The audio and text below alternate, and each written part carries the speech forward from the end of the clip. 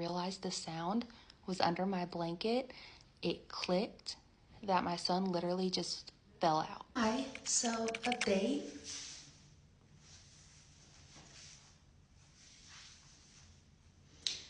No baby.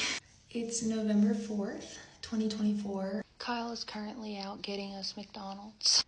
This all started last night. So at around 12:30 a.m., I just got done cleaning. I started having consistent attractions every 3 minutes, like clockwork. They were really painful, couldn't walk through them, couldn't breathe through them. I waited until 2 a.m. and then around 3:45ish, we were headed to the hospital because they had not slowed down.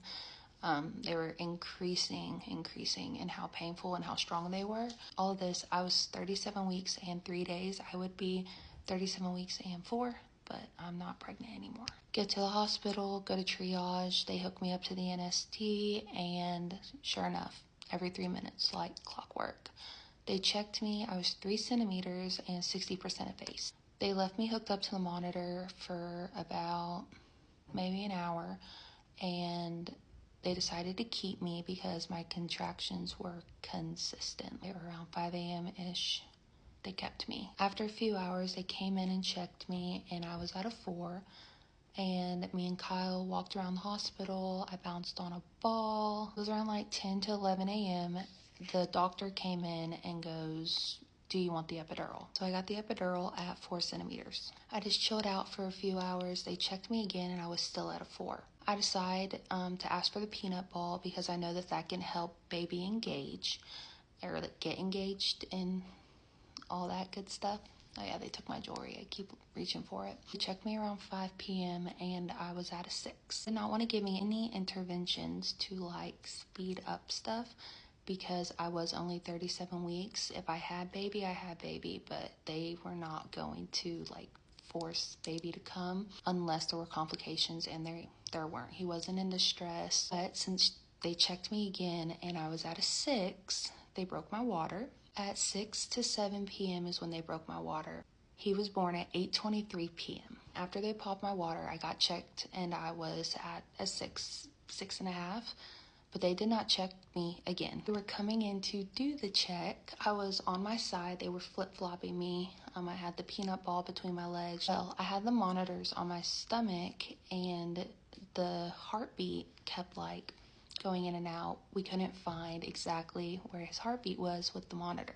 At 8:23 or 8:22, the nurse on call comes in, and I'm laying on my side, and I told her, "Hey, I feel a little bit of pressure." She turns me, and we hear a baby cry. Not even kidding. I thought Kyle was playing a prank and like was playing sounds on his phone until I realized the sound was under my blanket. It clicked that my son literally just fell out. No warning. With Finn, I at least got my legs in the stirrup. He just slid out. He saw the exit after they popped my water and was like, "Okay, I'm done." He's under the blanket crying, like baby cry. And the nurse is like, "What is that?" And we lift the blanket, and sure enough, there's a baby in between my legs. My on-call OB wasn't even here to deliver the baby.